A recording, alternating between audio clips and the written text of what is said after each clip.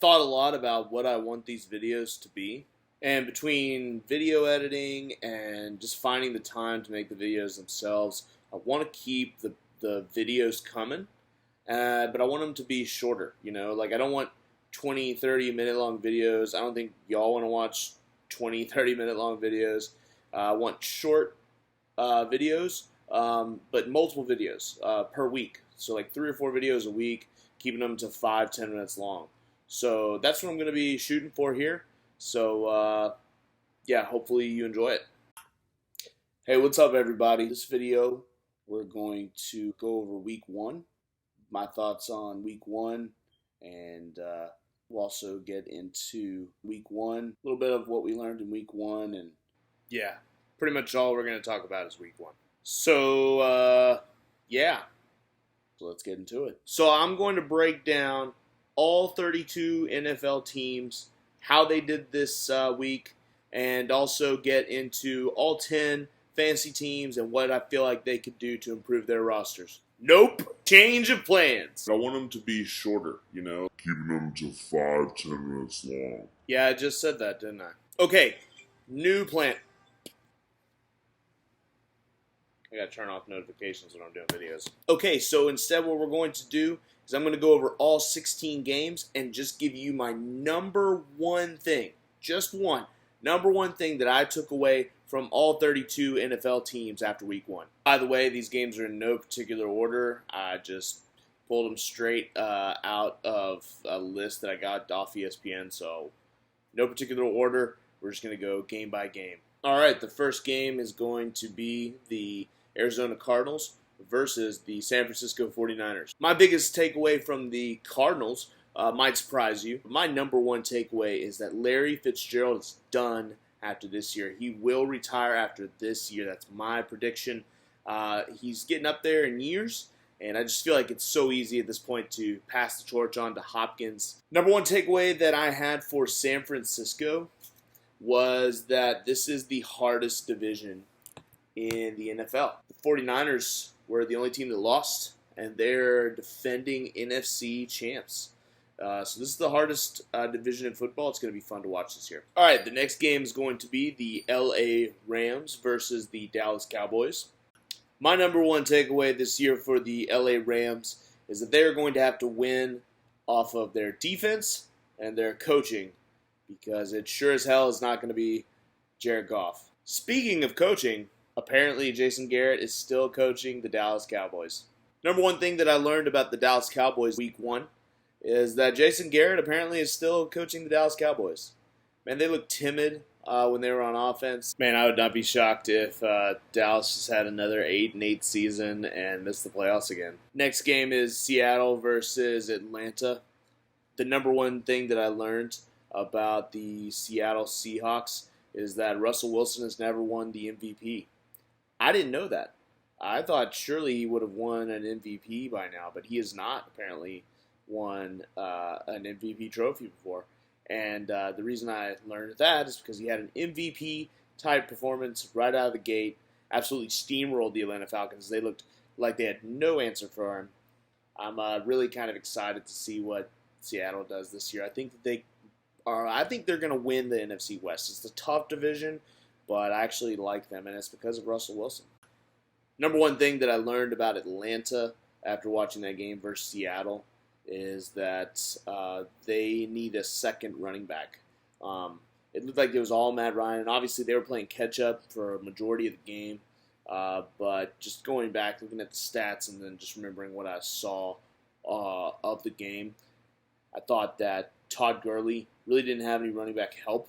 When he came out of the game, you knew that Atlanta was going to throw the ball, and they did, all except like 4 times. So they really need another running back that can do some things out of the backfield other than Gurley and give Matt Ryan some help. Number one thing that I learned about the Saints is that they're still the best team in the NFC South. I don't know why we ever doubted that. Number one thing that I learned about the Tampa Bay Buccaneers for week 1 is that they're going to miss the playoffs. They are not going to make the playoffs. They are an average football team. Okay, the next game is the Green Bay Packers versus the Minnesota Vikings. The number one thing that I learned about the Green Bay Packers after week one is that Aaron Rodgers doesn't need to worry about Jordan Love at all. Jordan, just get comfortable on the bench, man. Aaron Rodgers went off.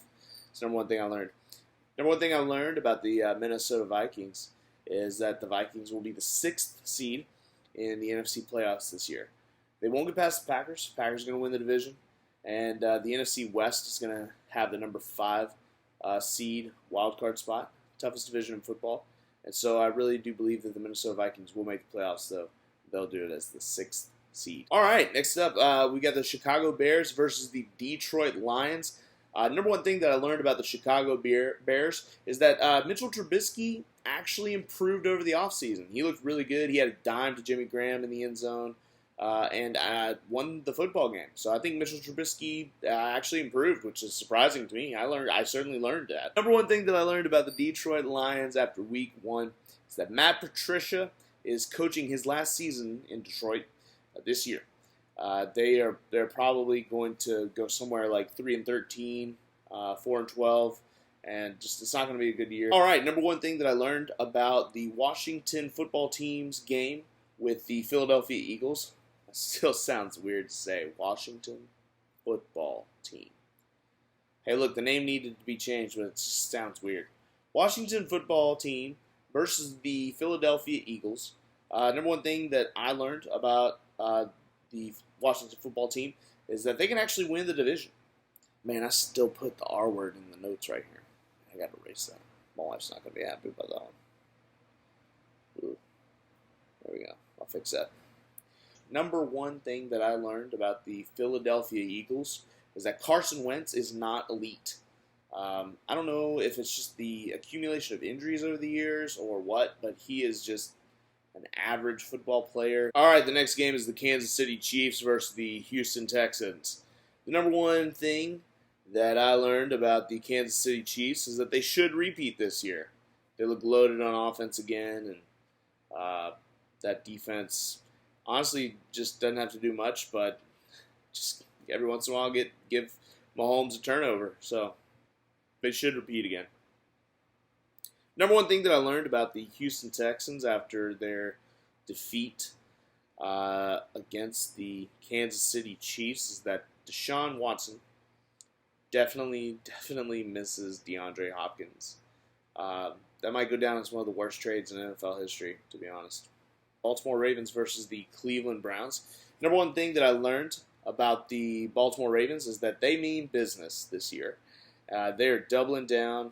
They are not happy with the way that they played in the playoffs last year, and they are back with a vengeance. I know it was the Browns, but they're definitely looking for blood this year. Number one thing that I learned about the Cleveland Browns is that Baker Mayfield is not the answer for Cleveland. We kind of knew this last year, and it's not like I learned it, but I relearned it this year. They're never going to get over the hump, man. The LA Chargers and Cincinnati Bengals. Let's get into it. All right, the number one takeaway that I had from the LA Chargers is that Tyrod Taylor was a much better fit at quarterback for the Chargers specifically than Phillip Rivers was. Number one thing that I took away from the Cincinnati Bengals watching that game was that Joe Burrow needs A.J. Green to be elite again this year. New England Patriots versus the Miami Dolphins. Number one thing that I learned about the New England Patriots, and I didn't really learn it, I just was reminded of it, is that Bill Belichick is a freaking genius. He is an NFL god, and we should all worship him at the NFL altar. They're going to be just fine with Cam. Miami should just go ahead and start Tua. Get him some on-the-field experience. The next one is the Bills and the Jets. Number one thing I learned about the Bills is that they could win the division. Josh Allen looked good. Those words just come out of my mouth. Josh Allen looked good? Oh, dear. Sorry, I didn't make that bet. I bet that I would just beat Aaron. That can still happen. Okay. Anyway, the Buffalo Bills looked good, and Josh Allen looked good. It was the Jets, though, and I think that's the number one takeaway that I had for the Jets, is that the Jets are going to have the number one pick in the draft next year. All right, the number one thing that I learned about the Las Vegas Raiders and Carolina Panthers game. Number one thing that I learned about the Las Vegas Raiders is that the Raiders could make the playoffs. When you look at the AFC and just the way that it's constructed, when you think about the AFC West, the Chiefs have that on lockdown. And but then when it comes to the wild card spots, I think that there's a few teams in there that the Raiders could definitely beat out. Number one thing that I took away from the Carolina Panthers in that game is that Carolina coaching choked in the fourth, and they've got to learn from that mistake. The Panthers did not give the football to not just the number one player on their team, but top 3 running backs in the league. What are you doing? All right, the next game is the Jacksonville Jaguars versus the Indianapolis Colts. The number one thing that I learned about Jacksonville Jaguars after week 1 is that Minshew magic is still alive. Jaguars pulled out a victory. Number one thing that I learned about the Indianapolis Colts is less about the Colts so much as Phillip Rivers, and it's that Phillip Rivers is still overrated. Number one thing that I took away from the Pittsburgh Steelers is that Big Ben is going to win Comeback Player of the Year. Number one thing that I learned about the New York Giants this week is that Saquon Barkley could be in some trouble. Okay, the number one thing that I took away from the Tennessee Titans and watching them play is that the Tennessee Titans need a new kicker. Already, it's week 1 and they need a new kicker. Number one thing that I learned about the Denver Broncos is that Drew Lock isn't the Broncos' offensive problem. I thought going into the year that he would be, but I don't think he is. I think it is their receiving core. All right, guys, that is it. I really hope that you enjoyed the video.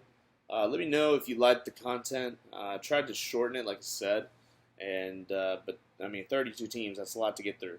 So I will also be doing some fantasy ones soon, but really just kind of wanted to focus in on the teams and themselves and just what I thought the NFL teams would look like and maybe some overreactions from week 1. So anyway, I'll catch you later.